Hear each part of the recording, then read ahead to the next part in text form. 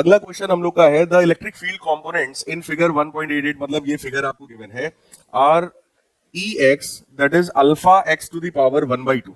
इस बार जो electric field है वो चेक करिए एक्स के साथ चेंज होगी बेटा। मतलब ये कैसी इलेक्ट्रिक फील्ड है?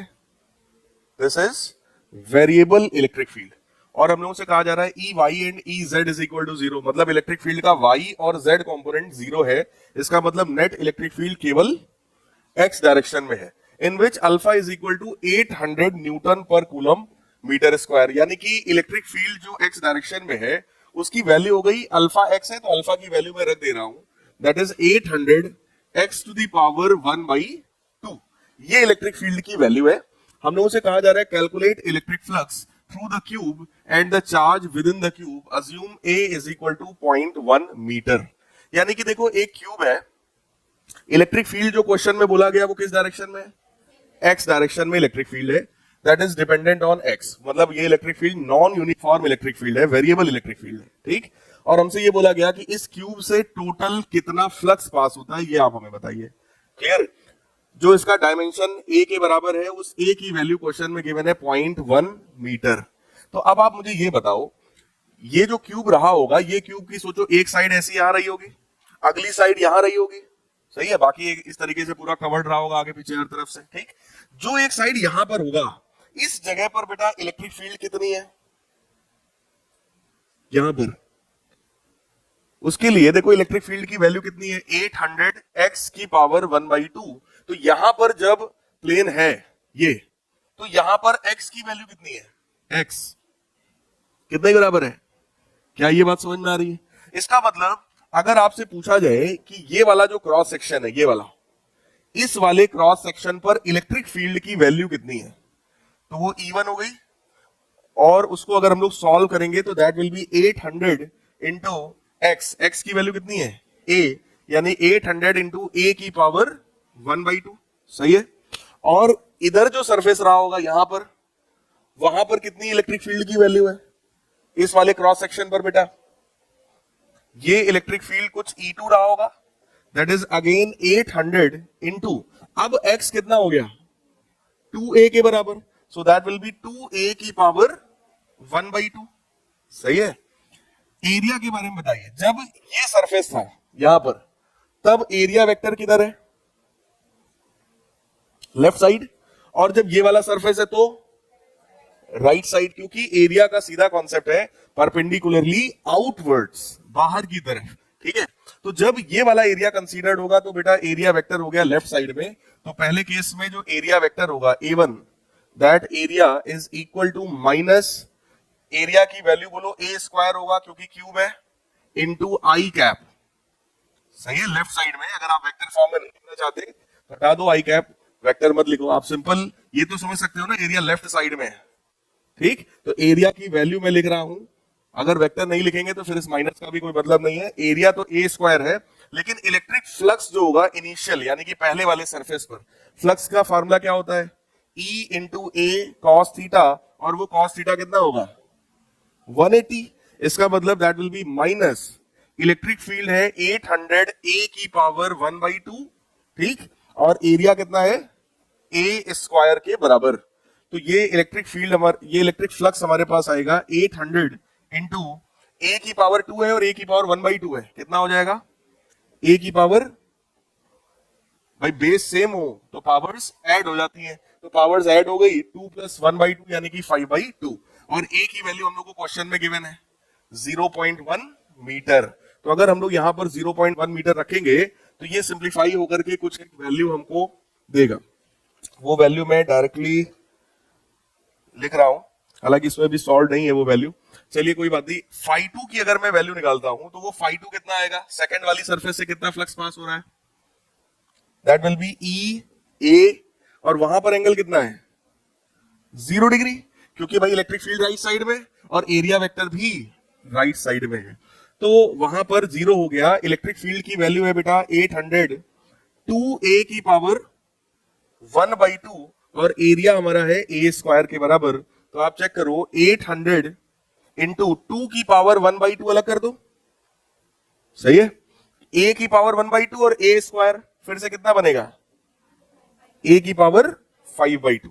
अब देखो एक फ्लक्स नेगेटिव है क्योंकि उसका डायरेक्शन लेफ्ट साइड में था इलेक्ट्रिक फील्ड का, और इधर की तरफ जो फ्लक्स आया वो ओवरऑल पॉजिटिव आया, तो नेट इलेक्ट्रिक फ्लक्स कितना आएगा, दिस प्लस दिस, और ओवरऑल एक पॉजिटिव एक नेगेटिव है तो वो सब्ट्रैक्ट ही हो जाएगा। जैसे ही हम लोग सब्ट्रैक्ट करेंगे we will get the value of net electric flux, और वो फाई नेट, जरा चेक करिएगा वो फाई नेट कितना आने वाला है भाई, दैट इज इन दोनों में कुछ कॉमन दिख रहा है, 800 इंटू ए की पावर, ए यानी कि 0.1 की पावर 5/2, बोलो कॉमन दिख रहा है, क्या क्या बचेगा, 2 की पावर 1/2 माइनस 1 यानी कि √2 भाई 2 की पावर 1/2 मतलब √2 माइनस 1। √2 हम लोग लिख सकते हैं, मानो तो आप लिख सकते हो कि 1.414 माइनस 1, सेपरेट कर लेना, जो भी है उसमें आप मल्टीप्लाई कर देना, तो ये ओवरऑल इलेक्ट्रिक फ्लक्स आप लोग का सॉल्व होकर के एग्जैक्ट वैल्यू आएगा 1.05 न्यूटन मीटर स्क्वायर पर कूलम। कर पाएंगे बताइए?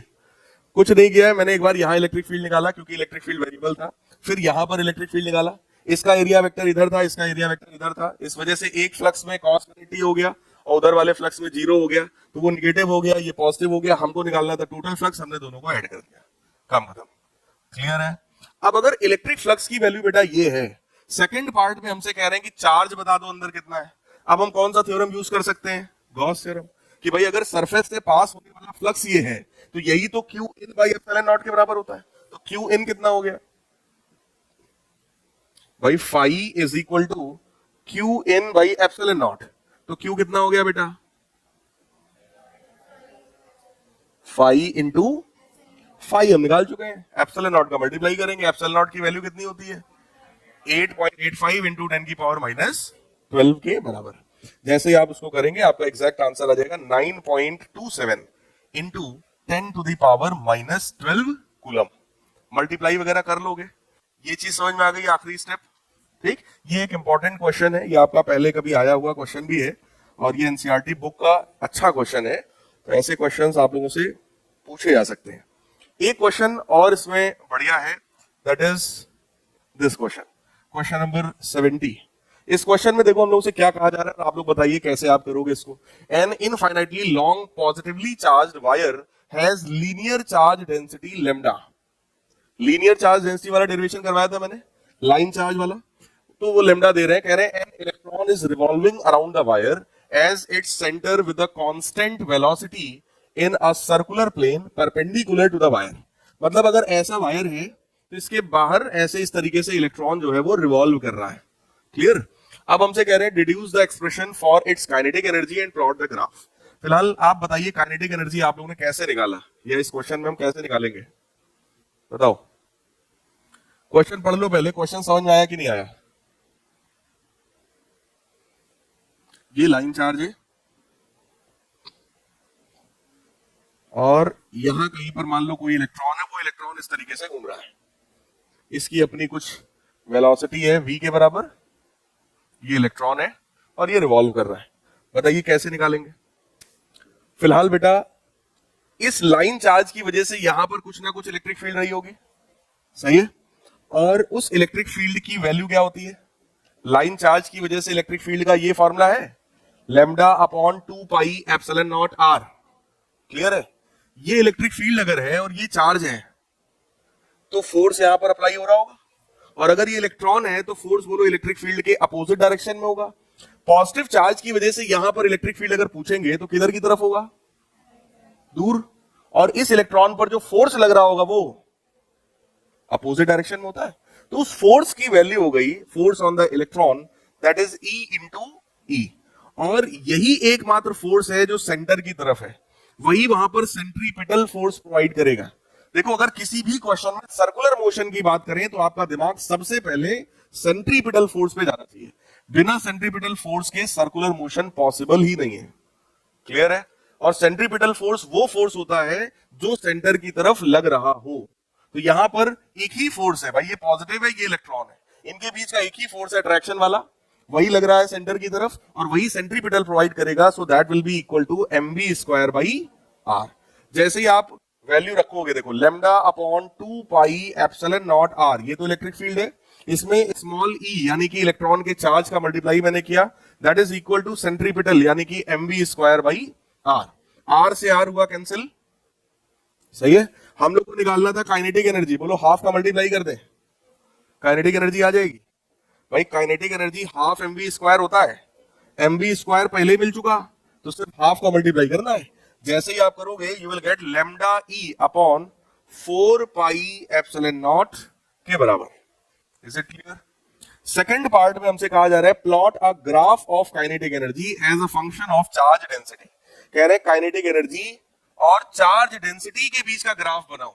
कभी भी ग्राफ बनाने की बात करें, जेई में, नीट में, बोर्ड्स में, एक ही फंडा है, अगर ग्राफ बनाना है तो ये हो गया वाई, भाई दो चीजों के बीच का बनाना है ना, किसके इसके, काइनेटिक एनर्जी और लेमडा, तो ये लेमडा क्या हो गया, एक्स। अब आप सोचो ये ग्राफ किस टाइप का है, क्या ये y बराबर समथिंग x टाइप का है, बोलो भाई, क्या ये y बराबर mx टाइप का है, बताओ भाई। इसका मतलब it will be a simple graph passing through origin. तो भाई यहां पर हो गया लेमडा और यहां पर हो गया काइनेटिक एनर्जी, तो कुछ इस तरीके का बेटा ग्राफ हो गया। मैंने कैसे सोचा ये बात, क्योंकि हमको काइनेटिक एनर्जी और लेमडा के बीच का ग्राफ चाहिए था, तो ये हो गया y, ये हो गया x, अब जो बचा वो है स्लोप। क्लियर? तो इस लाइन का स्लोप अगर आपसे हम क्वेश्चन में पूछते तो वो स्लोप कितना है इस लाइन का, e अपॉन, क्या ये बात समझ में आई, बताओ भाई। तो ये स्लोप भी आ गया हमारे पास लाइन का। क्लियर? बाकी क्वेश्चंस इजी थे, आई थिंक आप लोग कर लेंगे। ये दो क्वेश्चंस अच्छे थे, ठीक ठाक थे, ये इजी क्वेश्चन है, बट अगर आपके दिमाग में सेंट्रीपिटल नहीं आया तो शायद आप नहीं कर पाएंगे। और इस वाले फॉर्मूले का देखो डायरेक्ट यूज भी हो गया, तो ये एक अपने आप में अच्छा क्वेश्चन हो गया। इसमें लाइन चार्ज का यूज हमने कर लिया, फोर्स की वैल्यू हमने निकलवा ली, तो फोर्स वाला ये कॉन्सेप्ट भी आ गया कि अगर कोई चार्ज इलेक्ट्रिक फील्ड में है तो फोर्स लगेगा, और अगर सर्कुलर मोशन है तो वो फोर्स सेंटर की तरफ होना चाहिए, तो सेंट्रीपिटल की बात भी हो गई। Is it clear? चलिए ठीक है।